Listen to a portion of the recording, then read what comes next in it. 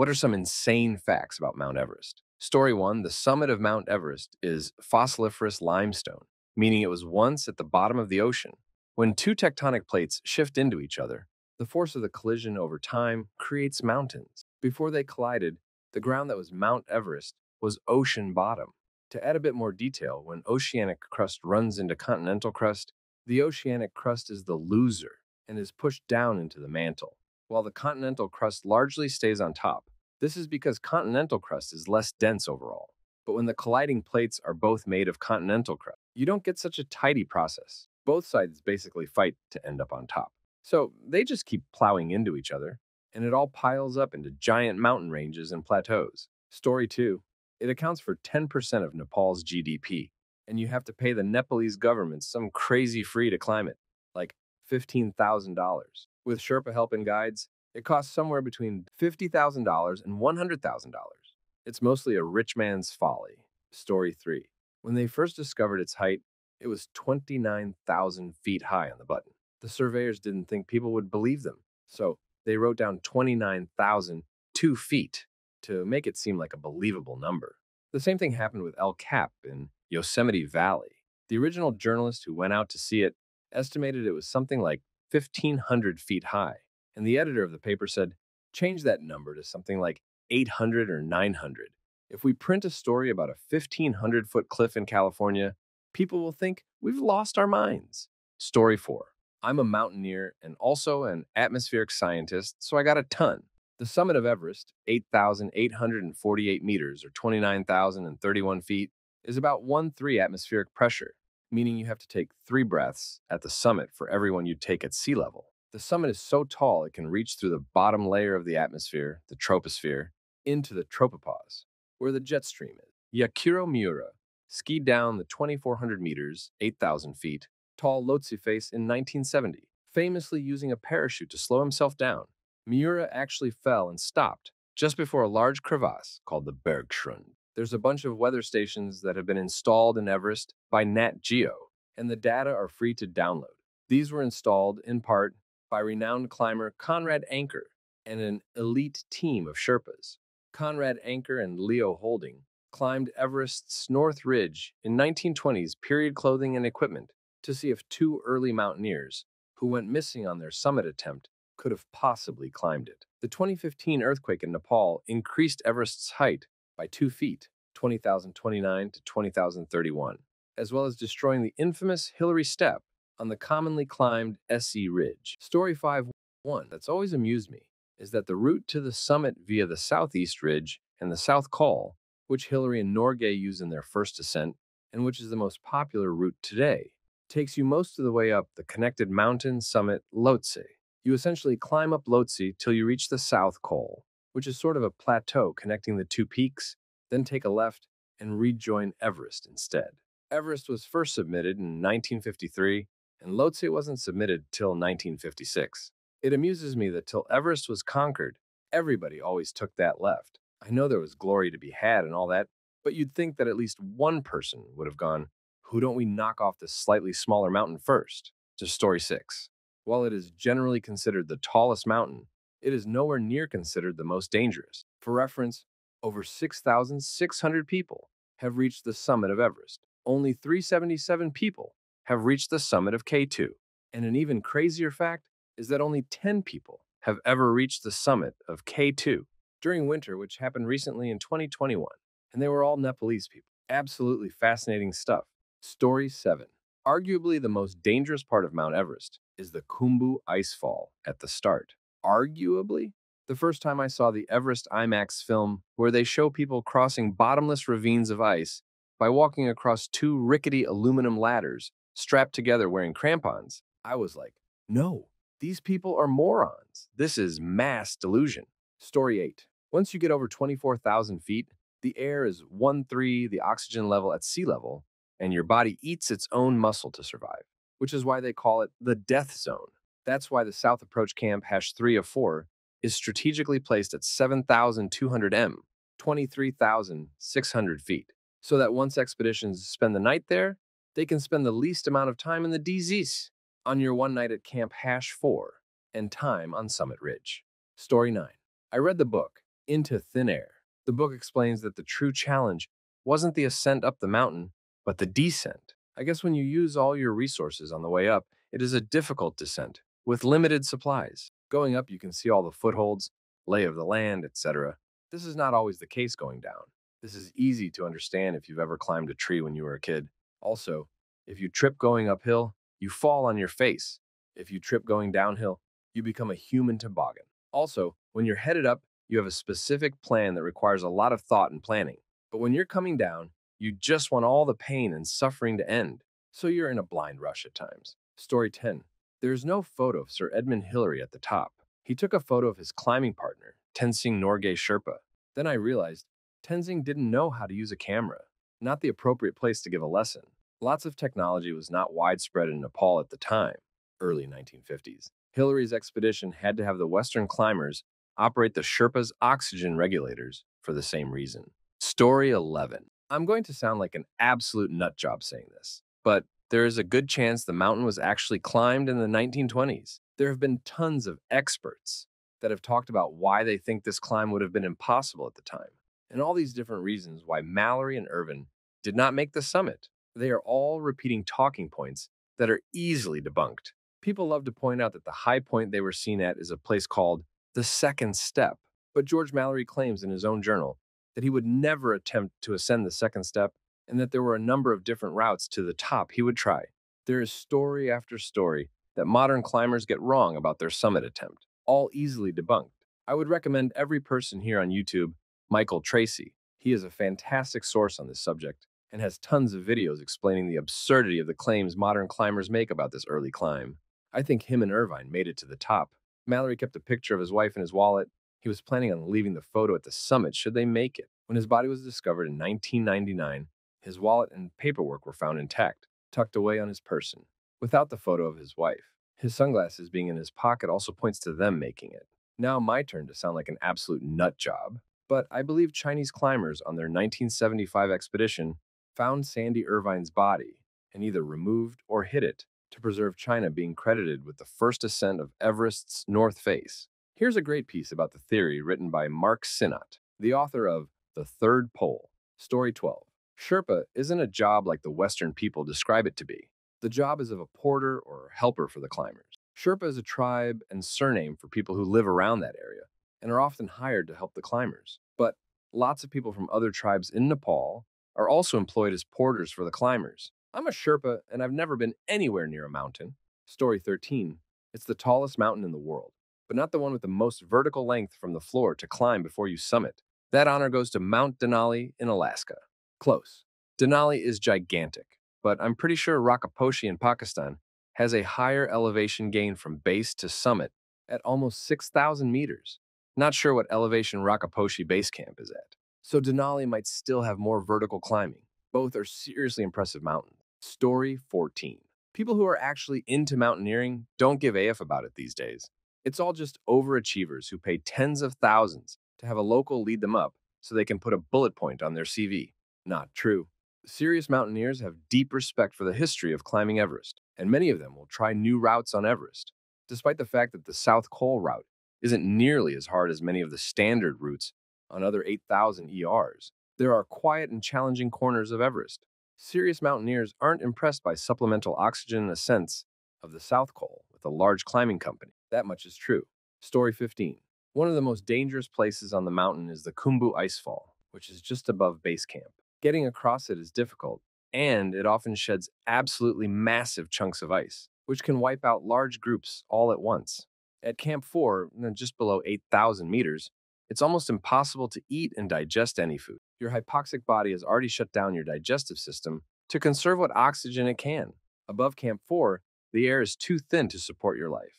Even with bottled oxygen and acclimation, it's only possible to survive there for a limited time.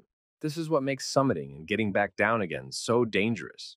By the time climbers start their summit push, they're already exhausted and hurting, with brains and bodies struggling just to keep living. If your O2 runs out on your way down, or your oxygen-starved brain misjudges incoming weather, you could be in serious trouble. Don't let anyone tell you it's just a glorified hike. Asterisk. Rescuing anyone who's in trouble high on the mountain is extremely difficult. because the conditions have the same effects on would-be rescuers. In bad weather, it can be impossible. Rescues have happened, but some have also died trying. Story 16. Scientists once made a very sensitive measurement at the edge of the Himalayas to see how the local gravity field differed from true geometric vertical. They used basically a fancy weight on the end of a string, and it essentially points in the direction where there's more mass. When they took the measurement, they found it pointed away from the Himalayas. The reason is that continental rock is actually the lowest density type of rock in the Earth's crust, and it has floated up into great piles due to the various ways crust can melt, differentiate, and move. Example volcanoes. Essentially, continents are the fluffy stuff and tend to stay on top during the process of plate tectonics.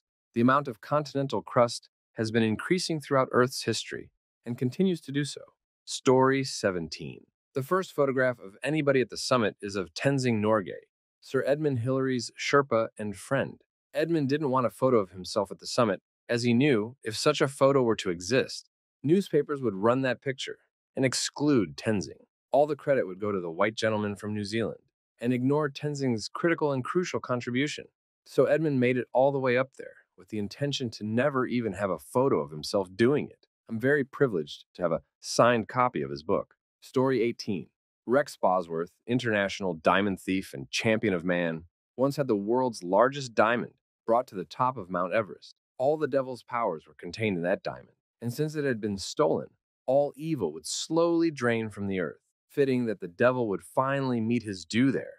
At the summit of Everest, the diamond was then stolen by an eagle. Story 19. People who aren't well researched on mountaineering think that Everest is the pinnacle of the activity because it's the tallest. Sure, it's no cakewalk, but aside from the height, it is fairly straightforward, and thousands of people have submitted. The ratio of deaths to successful summits for Everest is about 3.2%. If that sounds like a lot, the second tallest mountain in the world, K2, has a ratio of 22.8%, making it many times more dangerous than Everest. This is due to it being only about 100 meters shorter, but significantly more technical.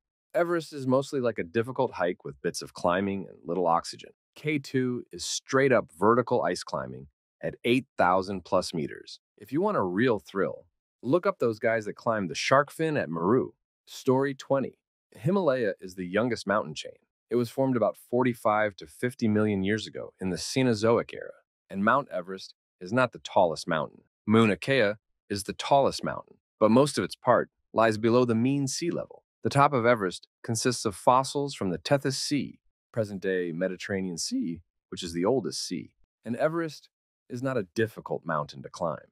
The difficult summit to climb is Mount K2 because of its steepness. The Himalayan mountain chain is also visible from space. Story 21. This might be an odd question for people who know more about mountain climbing than I do. I realize the whole point of Everest is to say that you climbed or submitted it, but I'm genuinely surprised that there aren't super expensive helicopter tours or something like that, where they drop you off. Anyone know why that doesn't exist? Is it logistics, laws, cost? I figure if someone can pay big money to go to the Titanic, I'm surprised nothing like that exists for Everest or the other big mountains. Story 22. I really need someone to confirm or refute something I've heard. I've heard that a vast majority of Everest climbers are now basically just being carried up most of the mountain by Sherpas. Like they'll climb for a bit away from the last base camp.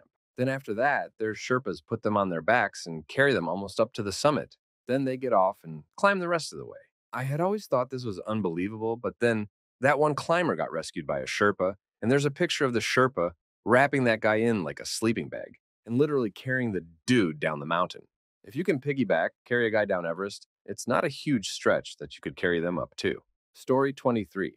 There are an estimated 200 plus bodies, with some use it as mile markers. However, if the bodies are reachable, they are eventually covered in tarps and stones or pushed off cliffs to lower areas for burial if possible, due to laws put in place to discourage people who may try to take pictures of the dead or make their dead loved ones famous. Even if loved ones say to leave the bodies of loved ones who are reachable, this will eventually happen. The other bodies that you hear about are just too dangerous of locations to move. But even Sleeping Beauty and Green Boots have eventually been moved. Story 24. Being in the death zone causes delirium. The requirement for additional oxygen to reach the summit distinguishes Everest from most other high-altitude climbs. A large portion of the voyage is intended to aid with your body's acclimatization, and the typical trip lasts 5 to 6 weeks. We finished it in 5 weeks on the first try without getting sick, and with a solid rotation. However, nothing can get you ready for that void. It leaves you disoriented. The place where there isn't enough is referred to as the death zone. It's all or nothing up there. Story 25. There are numerous cracks. On Everest, there are numerous cracks, many of which need you to navigate them using ladders. Typically, the voyage begins with a single ladder. Eventually, you get 2 ladders back to back. And finally, 3 ladders, as in the video I took above. Before Everest, I had never ascended a horizontal ladder while wearing crampons, but my anxieties were allayed by the fact that I was feeling a little tipsy from the lack of oxygen. You come across challenges, methods, and strategies on Everest that you have never had to apply before, and it all culminates on the same peak. Story 26. Sherpas have a terrible temper. I would probably not fall into a crevice because I would still be attached by a rope. Watching the Sherpas is the worst part, though. They take shortcuts to move more quickly because their pay is based on load and weight, and they get paid more for performing more rotations. They don't use a lot of safety precautions such as clipping in or donning helmets. They will be using their hands to hold on as they walk across the unclipped ladders. We heard that a Sherpa had fallen into a large crevasse past Camp 1 and died the day before we arrived there. He had been bleeding all the way up the icy face of this square crevasse when a rescue crew had hauled his body up. It was only the sight of the blood. There was no fragrance. It looked far darker than I had anticipated, and it gave me the sickest feeling. It provided context for the ascent. Story 27. The mountain conceals itself. You just can't fully comprehend Everest. Not entirely. When viewed from a distance, it appears to be a painting because it is so far away. Yet up close, it is so large that it is impossible to tell what you are even looking at. You have to reach Camp 2 before you can see Camp 3, almost as if the mountain hides itself.